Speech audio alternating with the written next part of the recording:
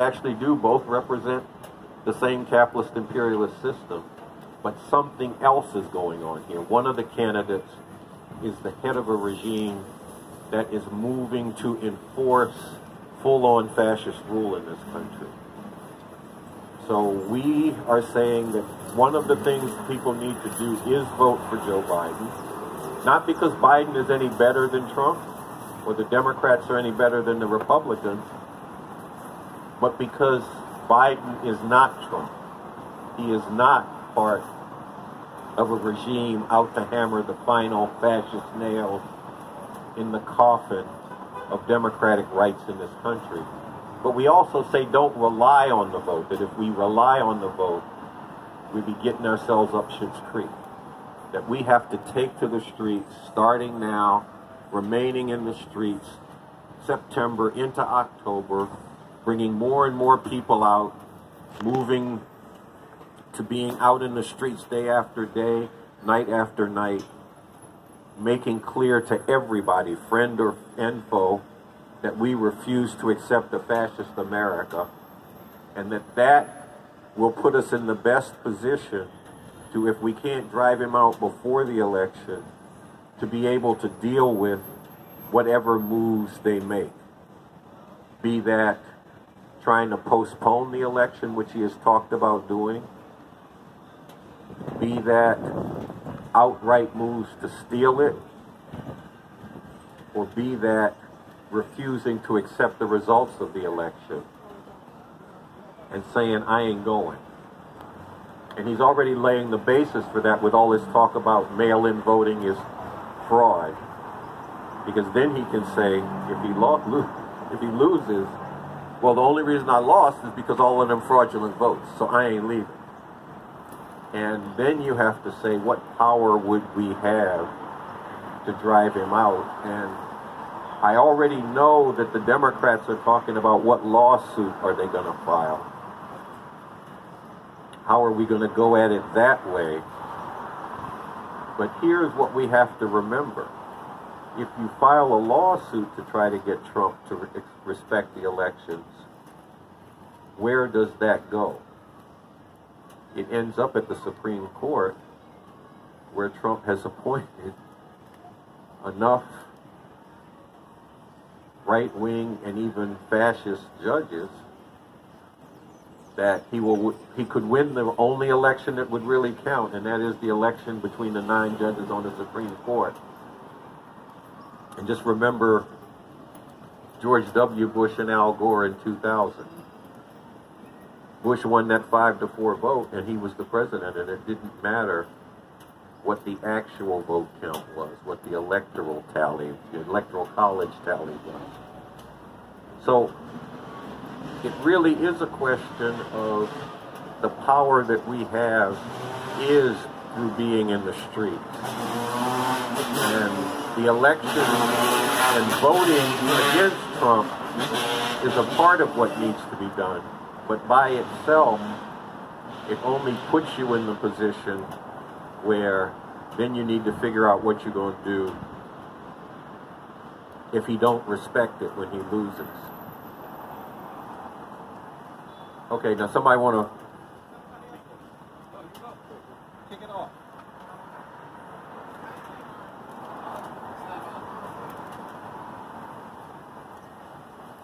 Is it on? I think that for the first time in 2020, unlike before with the internet, I didn't go out with the internet, I didn't go out with the YouTube or any of these other devices that the younger generation before me has, and to see an officer put his knee on the throat of someone who's in cuffs. We all witnessed it. And the world can witness 1 a.m. in the morning, Sunday at 12. Whatever time you wish, it's online on display. And that morally, law enforcement has to address those issues where they never had to before. They could have hit it. He was so blatant and bold. Even I, dealing with the public, anyone dealing with the public, if you see the cameras rolling, you hide and you take him in and give him his day in court. Because that's what your whole goal is, to police and arrest, for him to terminate.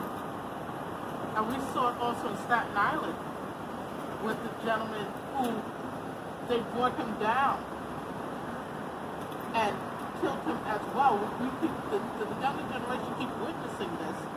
This is truly going to build up to where not only don't we trust the law enforcement, we really have to, as a citizen, I want to know if they're working for me. Because obviously, if you're trying to take me out or take a family out, this is not going to work. And if you're so blatant, for the first time they're doing it in front of the cameras, 80% of the time they would always take it behind the scenes, and it's untrue, and you have to stand in front of a judge and justify why you took this man's life in handcuffs.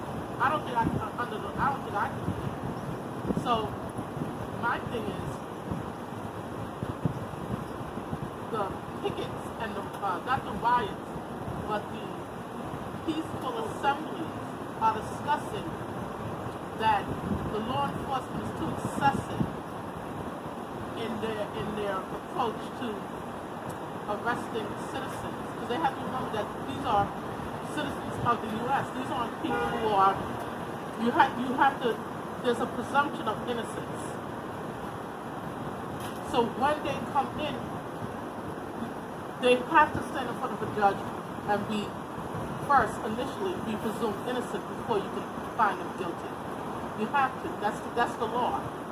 And so you annihilate and took this man's life, 2 of them, 3 or 4, before they even had their day in court. And that's what he's been addressed. Trump, is not at that level where he can even discuss it. But he can feel bad, but they're taking lives and they're taking it in front of the public. So I just wonder, in the future, this is evidence right here. This is not just things that we imagine or heard or that they could hide. In addition to someone being in their home peacefully and an officer entering the home and killing the woman, not knowing because he said, with him not being threatened, all of these are adding up to where the policing of the public is inappropriate. Excessive. Are you trying to destroy the public? Or are you trying to destroy the public, or you're trying to regulate? So I'm saying an officer should not be on trial. It doesn't make any sense. Your job is just to identify, bring them into court, let the judge worry about it. That's all you're supposed to do. You're not supposed to do anything else. Where did the line get blurred? You can have a conversation all you want to. When you put on that uniform and have a gun, now you have power and control. And the officers are saying, we can't justify what occurred. I can't answer this. You know what I'm saying? And that's going to be very interesting in the future when you're going to debate this. These are a lot of questions that need to be answered. What's going to happen when the police cross that line? What is the training, and do we as public have control over the training of these officers? Because if they're unarmed and they say, listen, I got to go, sometimes even mental illness, and they had to walk away, it needs to be addressed. That putting them down, taking them down peacefully, killing them, excessive force, if the police are scared, that has to be addressed as well. Is this an appropriate career for you? Or do you have enough training? And I say that in the beginning because what we're looking at now on video is shown to the world how things are handled, and people should not judge law enforcement when the protocol is in place. There has to be some sort of protocol. If an assailant is in handcuffs, at that point in time, he has been disarmed. If he's not willing to go, you get back up, you bring him, I'm just saying hypothetically, you bring him in. The goal is to bring him into court, write up your the event and take it to the judge. At what point did you have to restrain him in such a way it took his life?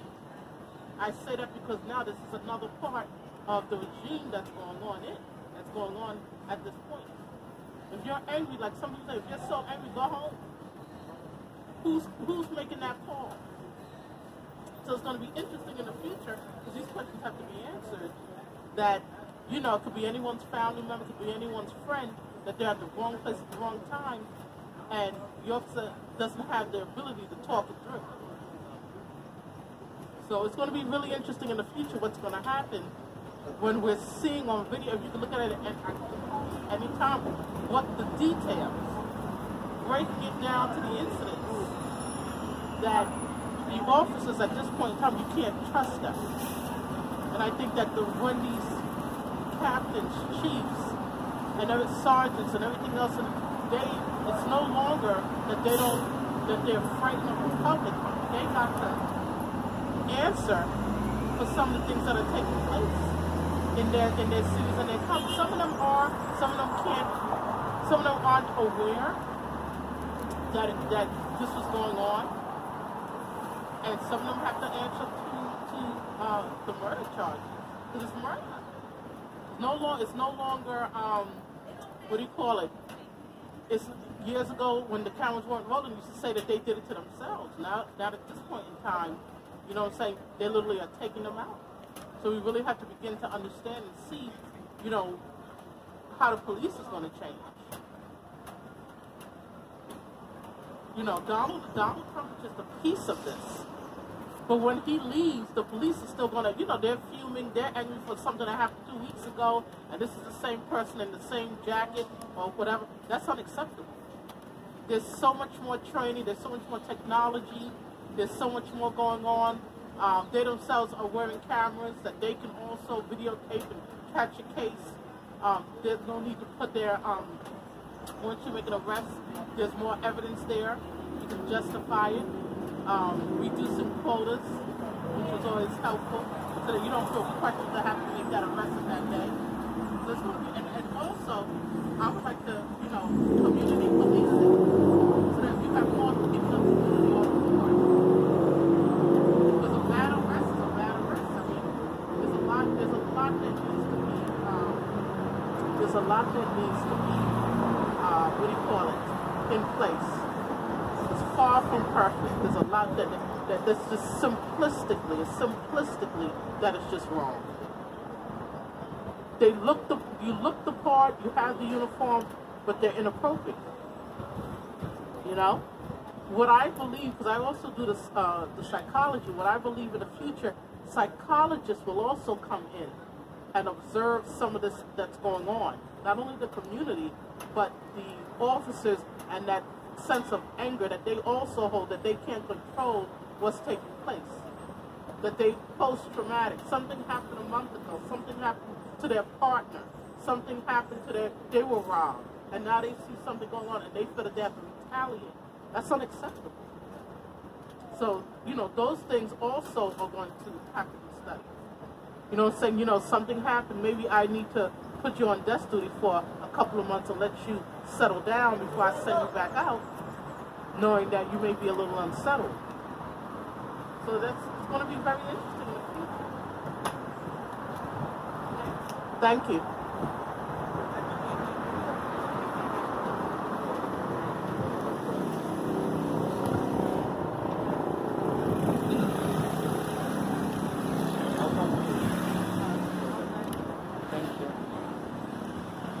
Yeah, I just want to add that, you know, it all seemed like Kamala Harris' husband is a Zionist, and she arrived with every position that she had.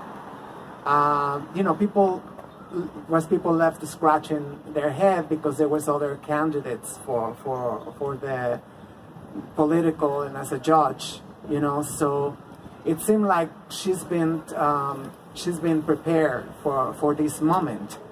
You know, Obama, you know, was with Israel, and you know, the whole thing and Biden come from Obama time, and you know, and if Kamala, she's married to a Zionist, we're in deep trouble. You know, in Brazil, the president, the first thing he did was to give an award to Netanyahu. He brought him in to Israel because he's in cahoots with all these evangelicals, the same ones who put him in power and orchestrated the coup against Evo Morales in Bolivia. So there's a lot of pieces that, you know, have not been analyzed. We have to dissect these candidates, need to be exposed, but we are being gagged because of you know, of feminism. You know, like, oh, you don't want a woman. Of course I do want to see a woman president, you know, because, I mean, it all indicates that Joe Biden might not finish his 4-year presidency if he keep having all these, you know, behavioral problems, you know. So I mean, like, so we're going to have President Kamala Harris, and we don't know who she is. You know, this is, I think I find this American narcissism that we cannot get past by. We should have another YouTube by now, independently funded, and that, you know, they took my channel about not even a year ago. You know, I had 20,000 subscribers, you know, tens of thousands of videos. They say I'm promoting hate. They say I'm like, and PewDiePie and all these, you know, neo-Nazis, their channels are still there. Nothing happened to them. They target, you know, I on average, I had like 40 views for my videos. You know, just like, and they felt threatened for a nobody with no views, you know, with only 20,000 subscribers, which, I mean, like, not all of them engage at the same time, obviously. But, you know, this is beyond scary. We already lost 60% of our land. I'm talking about in Mexico. Nobody's talking about that. Got swept under the rug, just like chattel slavery, you know, like just like all the atrocities of imperialism. We have now dismantled and denounced the Monroe Doctrine, which is that's funding. It's funding the police. It's funding all these atrocities that we don't like. They're getting funded by, you know, us getting cheap oil, getting cheap gold, everything, and you know, it's just like we need to cut the blood supply. We need to cut the blood supply for the empire, so it don't keep growing. It is wounded right now, but it all seems like it's going to recover again. It's on the up and up, and that's just terrifying because they're coming for the other 60% of our land in Mexico, and all those resources are not going to be put to good use. And I'm almost sure that they're gonna be like put into against African Americans. You know, I mean, the more resources we get, the more oppressive and toxic we get. Yeah, I think that's my what I wanted to finish. Say that. That's what I said. You know, about leftist governments, because, you know, without these resources, the empire is not going to be as strong as it is right now. Thank you. Go ahead, and then I'll say something. Thank you. I just want to respond to a couple things and make a couple points here. Like, this card is a definition of fascism. It's from the website revcom.us. And I'm going to read from it and then come back to this question of genocide, because I think everything people are saying is an indication of the development of genocide, and fascist genocide in particular.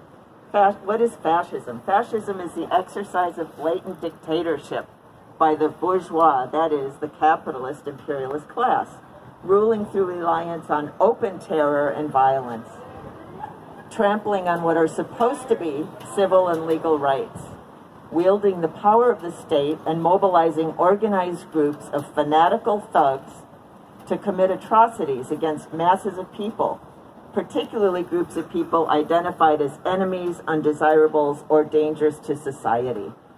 In other words, I'm sorry the sister left, but all these things that the police are supposedly supposed to do. First of all, the police have been slave catchers from the beginning, okay? But they are dispensing. What is fascism? Trump and his regime are dispensing with what are supposed to be American democratic norms. When she talks about what is going to happen, because you see the knee on people's necks, you know, are they going to get training? Are they? No! This is now okay. This is now, Trump is getting up there saying, do more of this. Trump has the police unions endorsing him. That's what this means, okay? This is not a situation where we can anymore, even, I don't think it was true in the first place, okay, that you could train the police out of this. It is their job, all right? What we're seeing is their job. But now the change that Carl is actually asking for us to grapple with, that is being written about by Avakian, which is extremely important analysis, by the way, that I think everybody should be looking to. The change is that they are now enforcing this with brutal, open terror. Okay? That's what's going on the border. That's what's going on with the police. The dude that had his knee on that neck for 8 minutes, he's a rabid Trump supporter. That's what is happening here. So this is, when you talk about they're shutting down the media, they're not just shutting down the leftist media, they're calling the mainstream media the enemy. You know, that's what's going on. So when you talk about, and the brother much earlier was talking about shutting down programs that actually help people, that's right, that's what they're doing. And it's not a question of a better or a worse policy. It's actually fascism. It's actually part of the genocide. You know, you can talk about education, what they're threatening to pull funding from teaching the truth about slavery. Now, why would they do that? You know, they're actually moving to erase whole peoples. So you have to erase the actual history. You have to dehumanize whole peoples. You have to justify this, you know, in the public mind. He tells people, you should be afraid if you live in the suburbs because those people are going to come get you. What people is he talking about? We know there's no code anymore, okay? This is all right out in the open. That's what's actually developing. That's what is going to be accelerating. Look, there's no question, I don't think anymore, that this election is going to be a huge pivotal point. Roger Stone, who is one of Trump's buddies, he just let him out of jail, said yesterday, if he loses, he should declare martial law. Okay? Because they already are saying it's going to be rigged. This is what's actually coming if it isn't stopped. And the way it has to be stopped is by people being in the streets, yes voting, all the peaceful means that can be employed to create a political situation where he is forced to step down. That's what has to actually happen. So I think it's really important to wrestle with what is actually happening here.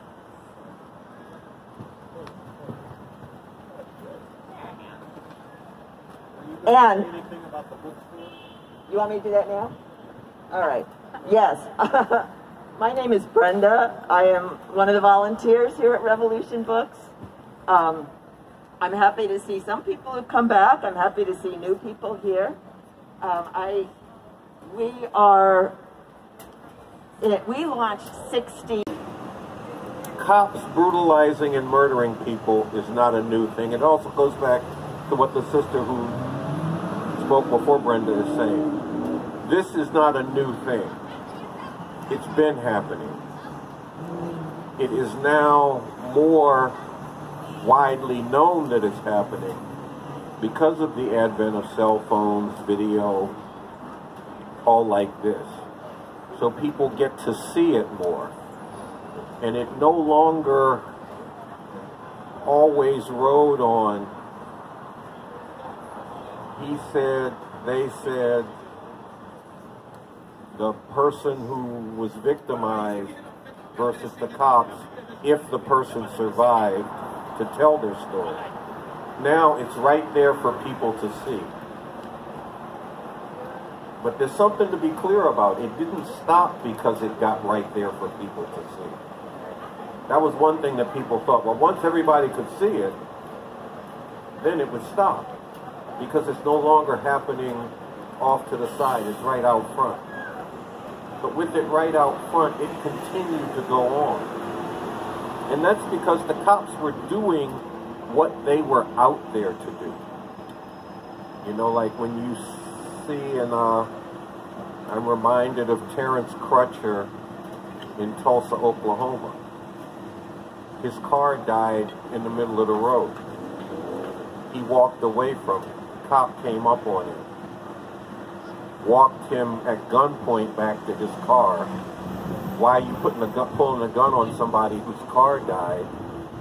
That's one question. I mean, the answer is obvious. He was a big black man. The cop was white. He goes back to his car, and the cop said, "Put your hands on the car." He does it, and I'm watching this on video now. I can see the window to the car is closed on the video. And then the cop just starts shooting him in the back on the video and got off, even though it was all on video, because she said, "I thought the car window was open and he was reaching in it for a weapon." Now, Ray Charles could have seen that the damn window was closed. That's how clear it was. I'm on video. I'm not right there where she is. I'm on video. I could see the sun bouncing off, you know, the sun's rays bouncing off it, the reflection. She obviously could have seen that. But the point was, she was a goddamn cop. Cops get to brutalize and murder people to keep certain people in their place. And I could take you through case after case about this. This is what's been going on. But now something different is happening. Because now, I mean, before when this would happen, the presidents would either ignore it or they might shed some crocodile tears. And I can take you back to George W. Bush's father. When the first televised beating of a black man happened by police, the Rodney King beating, George Bush's father said, "Oh, that was terrible. That shouldn't happen." You know, not that he really felt it was terrible, but he felt like he had to say that.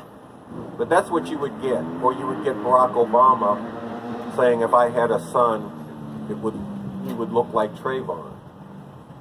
But it was still happening, and it continued to happen under Obama, and the federal government did not put, actually they put one cop who killed somebody in prison. The cop who shot the guy who got out of his car and ran away, shot him in the back, and then tried to plant a weapon on him, but there was a videotape of all that going on. He's the only one that the federal government put in jail. And that's because the state government said, "Why don't you try him? We don't want to." But beyond that case, the feds never did any other, they never brought any cases against anybody under Obama. In them 8 years, the feds and the cops killed about 1,000 people a year. They admitted that 250 to 300 of them a year were unarmed and not committing crimes. They admitted that 250 of them at least each year were unarmed and not committing any crimes when they killed them. They still got off most of the time, and the federal Justice Department did not bring any cases against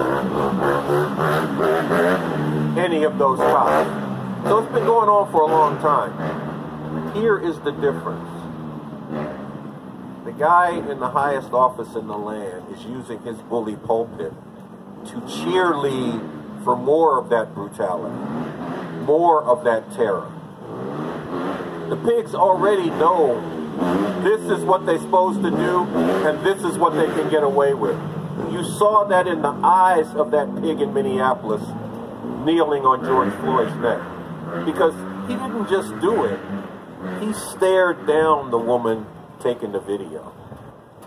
He knew she was videoing him, and he looked her in the eye and stared at her. She said it scared her, but she felt like she had to take this video. She had to document this. He didn't give a fuck that it was on video. He didn't care. He was doing what he felt he needed to do. He didn't think that George Floyd was going to get up and run. He knew he couldn't. He knew that two other pigs were holding him down. He knew that he was cuffed. That wasn't it at all. It wasn't a law enforcement question. It was a police terror, who's in control question here. I am in control. And you just see it again and again and again. I mean, just on a minor tip, a cop had a face mask on that said "Blue Wall of Silence." A young white man walked up to him and said, "I think that mask is disrespectful." The cop arrested him, pushed him down on the ground to his knees, cuffed him, and the whole time the guy was asking, "What did I do wrong? What did I do wrong?" And he said, the cop said, "You failed to disperse." Now, how does somebody walking down the street disperse? I mean, disperse is what a crowd does. How does one person walking down the street even disperse? But this cop felt fully justified in arresting this guy because he didn't like what the guy said about his mask. And this is being cheerled for. More of this is being called for. And we have to see this for what it is.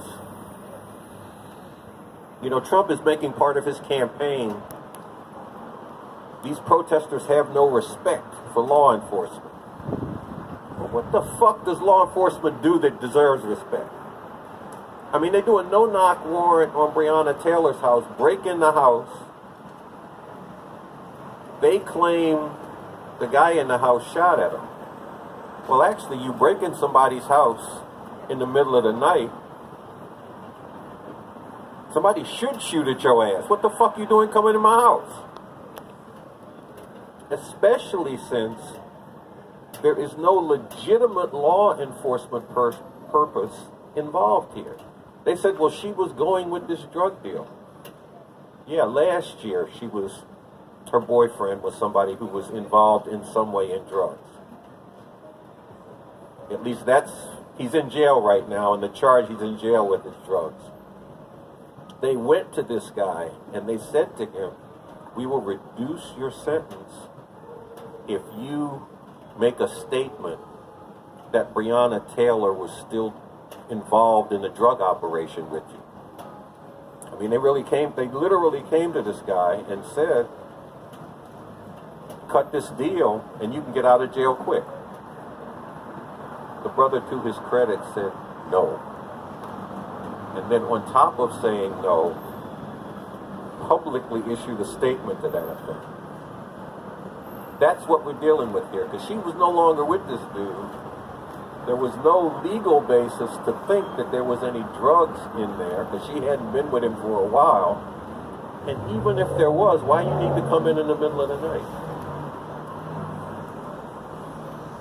She's dead, and no cops have yet been charged. A couple of them have been put on administrative leave. A couple of them have even been fired.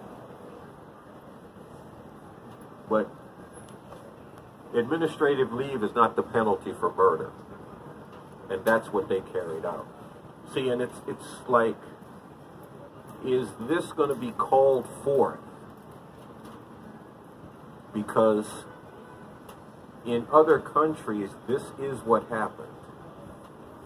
Fascist rule comes in, and this kind of terror, and on top of the official terror, there's the unofficial terror.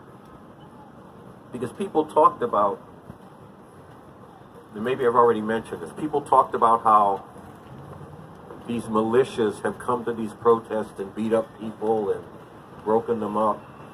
Well, they've killed about 15 or 20 people. Let's be aware of this. It's not talked about very much, but people have already been killed for protesting, both by the official law enforcement and by the unofficial. And the unofficial people are being called more and more into the fray.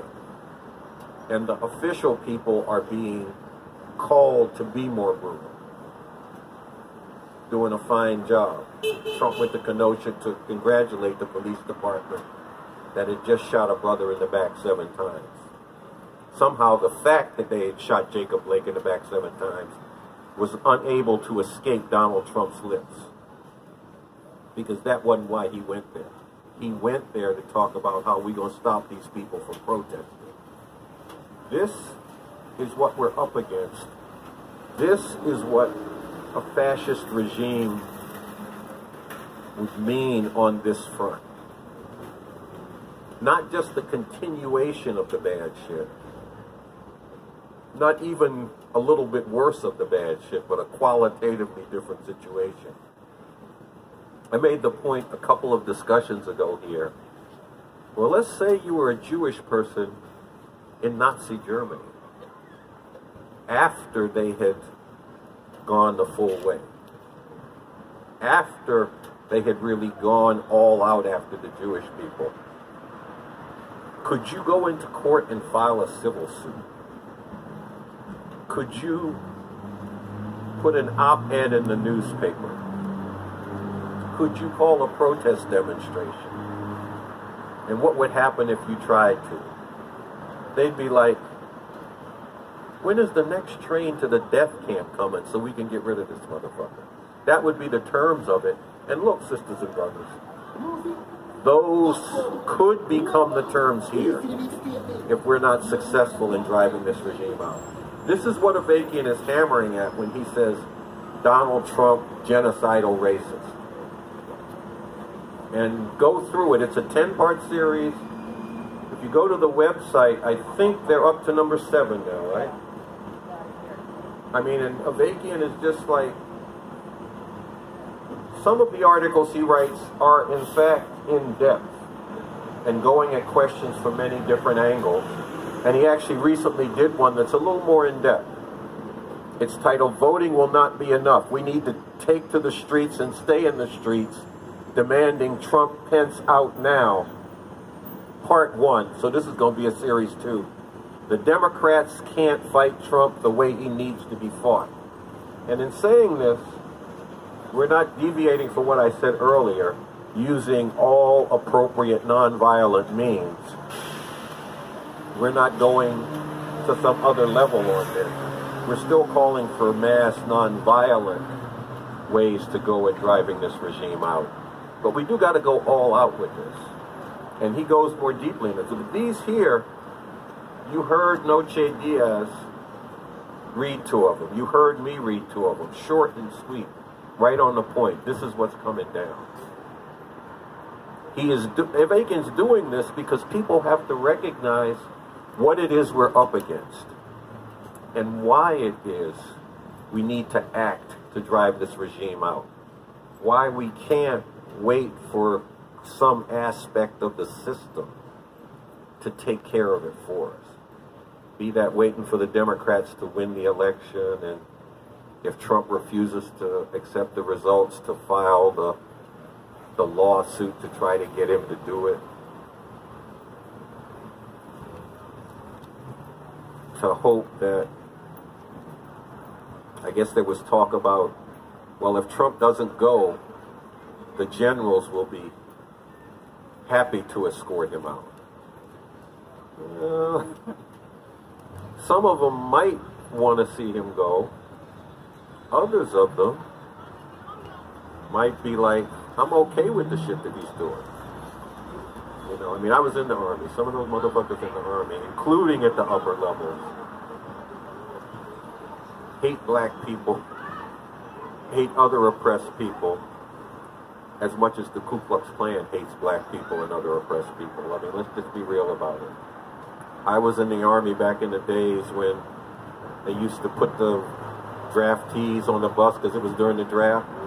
And as you got to the military bases in North Carolina, Fort Bragg, and there was one other, you'd see a big, what did they call them? I know the name of this. No, it's like a bulletin thing, but it's not a bulletin thing. It's real big billboards. Is that it? Uh-huh. Big billboard outside of the base. Welcome to Ku Klux Klan country. right outside the military base. Think about that. Here you are bringing all of these people of all races and nationalities. And my bus was coming from Baltimore, and most of the folks on it was black. So you're going down here being forced into the military of your country, because this was during Vietnam time. People didn't want to end up in the military because they didn't want to get their ass shot over in Vietnam.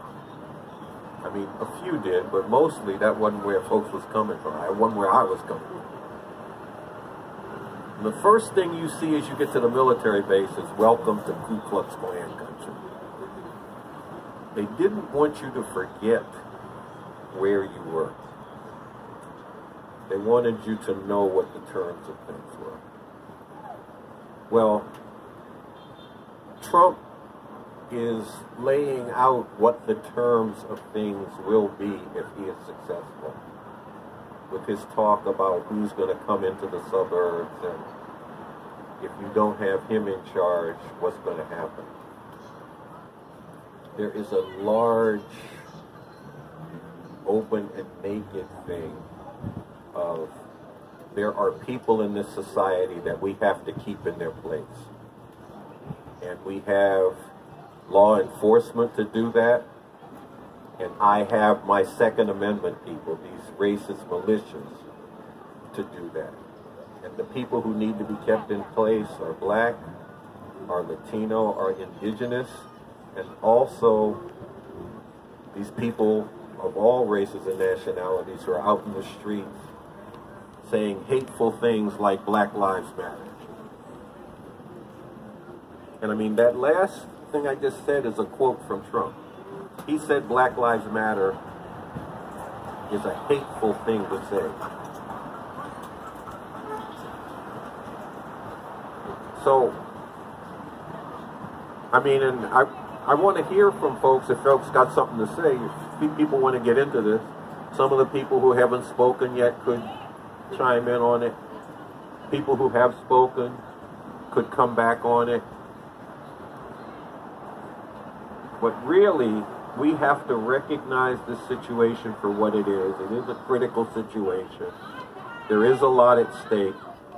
It is very necessary to use all appropriate nonviolent means to act to drive this regime from power. And the key means, and what needs to be relied on, is people going into the streets and staying in the streets. The way they did in Puerto Rico when they went after driving the governor out, the way they're doing now in Belarus with the guy who ran the rigged election there, the way they did a few years ago in South Korea when they drove a president out. Well, we got to do that here. And along with that, we have to vote against Trump, and that means voting for Biden, because it will contribute to creating a favorable situation if it is just about undeniable that he lost it there. I mean, he'll deny it anyway, because reality and truth doesn't matter very much to this motherfucker. I mean, he is still saying he had the biggest turnout for his inauguration in the history of the country. And again, Ray Charles could see that was a lie. That's how clear that one was. He's still saying he won the popular vote in 2016. My granddaughter counts good enough to know that's a lie. You know, this is just clear shit here. So you know he's going to claim he won, and the only reason it doesn't look that way is somebody cheated him. But if it is, it will help if it's a landslide to make it hard for him to get folks all lathered up around him. But the key thing is there has to be large numbers of people in the streets in October, day after day and night after night. And the reason Refuse Fascism called for 60 days is that you don't wait till the end and start doing that. You start doing that out front so that they see you're doing it, so that other people who hate him can join in. so that those on the other side can see, oh, there's a lot of folks who ain't gonna go for this, and hopefully be chilled out from acting in the ways that they want to act. But that needs to come together to have a real chance to drive this regime out. And that if we rely on voting, and that's it, the way, unfortunately, up to this point, the Democrats are taking an approach to do, then you end up in a situation where if he tries to steal it, if he tries to sabotage it, if he refuses to go, then you're saying, okay, now we should do something. When you've already got in the situation where the shit is done. So waiting to see, it's kind of like somebody, you have evidence that somebody is going to rob a bank. You don't say, well, we'll wait and see if he actually robs the bank. And then if he robs the bank, we'll do something. No, you say, stop the motherfucker from robbing the bank out front. That'd be the way to go. Well, it's the same kind of thing here. So, look, let's get into this. Some of y'all came in a little late. We're talking about